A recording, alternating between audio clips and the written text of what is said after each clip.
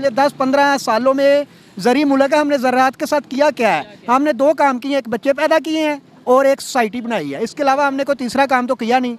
उसके अंदर आटा जो सा वो मिल रहा है 40-50 रुपये किलो।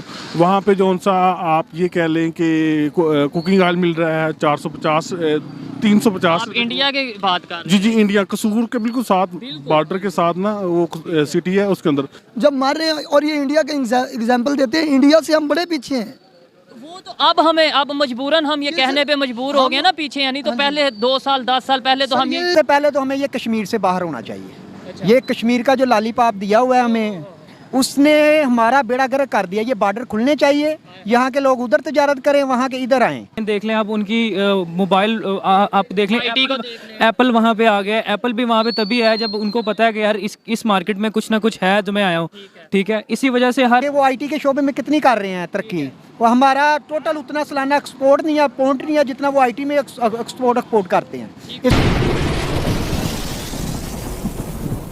जी तो दोस्तों, मैं हूं सुहेब चौधरी। पाकिस्तान की बात करें तो इकोनॉमिक क्राइसिस काफ़ी टाइम से चल रहे थे, लेकिन अब पाकिस्तान में फूड क्राइसिस भी तेज़ी से बढ़ने लगे हैं। पाकिस्तान में फूड इनसिक्योरिटी तेज़ी से बढ़ने लगी है। लोग आटे के एक थैले के लिए अपनी जानें तक देने लगे हैं। इसी टाइम में पाकिस्तान के एक्स मिनिस्टर शबर जैदी ने स्टेटमेंट दी है कि हमें इंडिया को देखना चाहिए, जहाँ पर आटा 35 से 40 रुपये किलो मिल रहा है और पाकिस्तान में 160-170 के करीब पर केजी आटा मिल रहा है। पाकिस्तान की पब्लिक से बात करूंगा कि आखिर क्या ऐसी वजह बनी कि कुछ टाइम पहले तक जिस कंट्री पर हम एग्जाम्पल देते थे कि वहाँ पर गुर्बत बहुत है, आज हम एग्जाम्पल देने पर मजबूर हैं कि हमें इंडिया से सीखना चाहिए या इंडिया में आटा बहुत सस्ता है। पाकिस्तान की पब्लिक इस हवाले से क्या राय रखती है और जो हमारे मिनिस्टर ने स्टेटमेंट दी है उस हवाले से पाकिस्तान की पब्लिक क्या राय रखती है, जानते हैं इस वीडियो में। और मेरी जो पर्सनल ओपिनियन है वो मैं आपको बताऊंगा वीडियो के लास्ट में। चलते हैं वीडियो की तरफ और मिलते हैं वीडियो के बाद।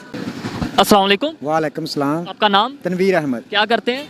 मेरा ये गारमेंट्स का काम। गारमेंट्स का काम है, ठीक है। मुझे सबसे पहले तो बताएं पाकिस्तान में महंगाई की क्या सिचुएशन है? महंगाई की सिचुएशन ये है सर, अगर कोई 100 रुपये कमा रहा है तो उसका 300 रुपये खर्चा है। 100 रुपये कमा रहा है, 300 रुपया खर्चा है। आटे का क्या रेट चल रहा है? आटे का देखे अब 150 प्लस कह रहे हैं। ठीक है। गवर्नमेंट का कोई रेट है, आगे कोई दे रहा है, कोई चेक बैलेंस नहीं है। अभी कल की खबर है कि एक बंदा आटे की लाइन में खड़ा था आटा लेने के लिए और वो मर गया। आटे के एक थैले के लिए उसकी जान चली गई है। पाकिस्तान में ये कंडीशन है और इस पर शबर जैदी जो कि मिनिस्टर रह चुके हैं, उन्होंने स्टेटमेंट दिया कि इंडिया में 35-40 रुपये किलो आटा है और यहाँ पे 160-70 रुपये किलो आटा है। मुझे ये बताएं, उन्होंने इतनी ज़्यादा मतलब 1 अरब और 35 करोड़ के राउंड अबाउट उनकी आबादी है, उन्होंने फिर भी महंगाई को कंट्रोल किया या उस पर वर्क कर रहे हैं।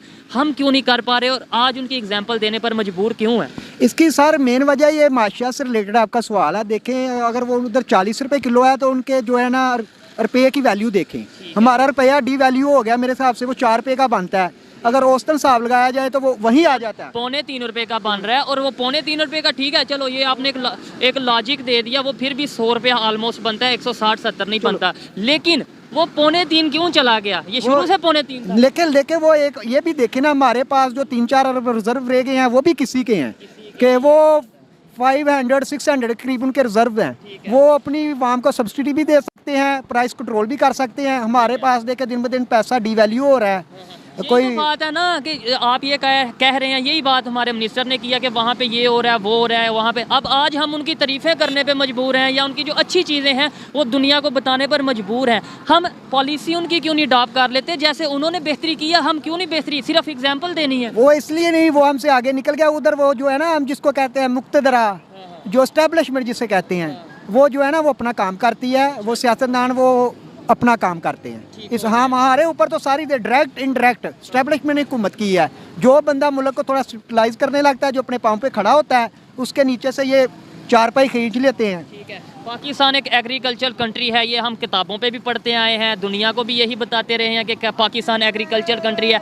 एग्रीकल्चरल कंट्री में आटा 160-170 रुपये होना एक शर्म वाली बात नहीं है? देखिए, ये हम पढ़ते हैं। देखिए, आप भी मेरी तरह मेरी से कम ही उम्र के होंगे, लेकिन आप देखें हमने पिछले 10-15 सालों में ज़री मुल्क है, हमने ज़राअत के साथ किया क्या है? हमने 2 काम किए, एक बच्चे पैदा किए हैं और एक सोसाइटी बनाई है। इसके अलावा हमने कोई तीसरा काम तो किया नहीं। जो ज़री ज़मीन था उधर भी सोसाइटियाँ बन गई हैं, वो पैसे कमा के वो भी पैसा बाहर ले गए हैं, इधर गरीब आदमी पिस गया।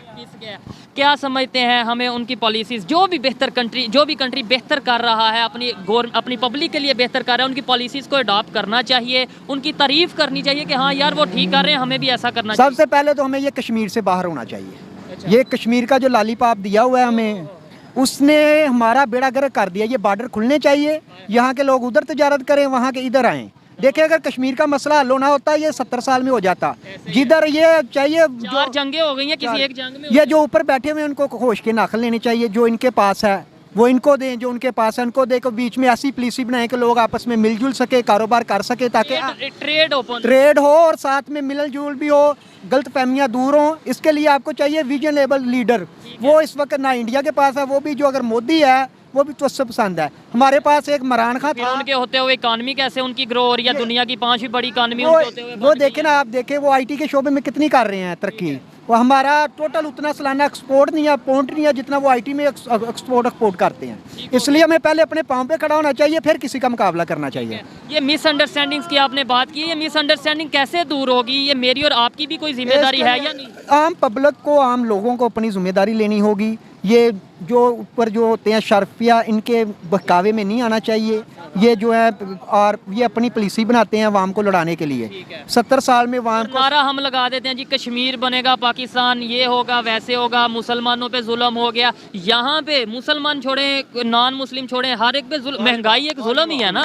देखे ना, ये आप श्रीनगर में चले जाएं और इधर चले जाएं आप मुजफ्फरगढ़ में, आप दोनों में कंस्ट्रक्शन देख लें, कंस्ट्रक्शन देख लें, वो भी हमसे बेहतर है, रोजगार भी हमसे बेहतर है, नौकरियां भी उनको हमसे ज्यादा मिल रही हैं। आपको थोड़ा सा और बताता चलूँ, वहाँ पे जो कॉलेजेस है ना उनके वाले, जो कश्मीर है 17 से 18 कॉलेज हैं उनके गवर्नमेंट की तरफ से यूनिवर्सिटी। हमारे यहाँ वाले कश्मीर में 1 से 2 यूनिवर्सिटी। तलीमी लेवल भी देखे ना, वो आईटी में अगर एक्सपोर्ट इम्पोर्ट कर रहे हैं तो उनका तलीमी लेवल भी हमसे 10 गुना ज्यादा बड़ा है। हमें तलीम में तवज्जो देनी चाहिए और इंडिविजुअली अपने आप को ठीक करना चाहिए। और ये जखीरा अंदोज़ जो सरमायादार लोगों को, इनको भी कोई शर्म करनी चाहिए। सिस्टम को थोड़ा सिस्टम चेंज करना। ओवरऑल हर बंदा करप्ट है, वही बचा है जिसका दान नहीं लगा। जिसका दान नहीं लगा वो शरीफ है। अच्छा, लास्ट में बस ये बता दें कि पहले 5 साल पहले की बात करें या 10 साल कह लें, तब तक हम ये कहते हैं कि इंडिया में बहुत गुर्बत, इंडिया में तो वाशरूम नहीं, महंगाई बहुत ज़्यादा। और आज हम एग्जाम्पल देने पर मजबूर हो गए हैं। क्या वजह है? कैसे उन्होंने ग्रो कर लिया अचानक? कैसे आज हम उनकी एग्जाम्पल देने लगे? देखिए गुर्बत तो आज भी उधर है, लेकिन उनकी आबादी देखें। अगर 1.5 अरब आबादी है, कोई 20 या 30 करोड़ अगर गुर्बत में गुजार रहे हैं,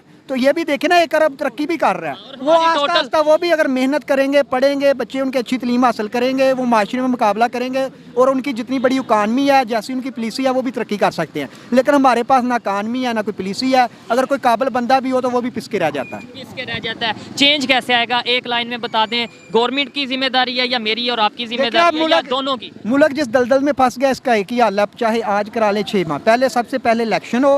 अवाम इलेक्शन का भी यार क्या फायदा है जब एंड पे फिर कह दिया जाता है कि भाई ये तो इलेक्शन जो भी आएगा वो किसी, यानी आप समझ रहे हैं कि वो उनके कहने पे फ्री एंड फेयर इलेक्शन हो, अवाम की हुकूमत आए, वो पॉलिसी बनाए, अवाम जिसे वोट दे।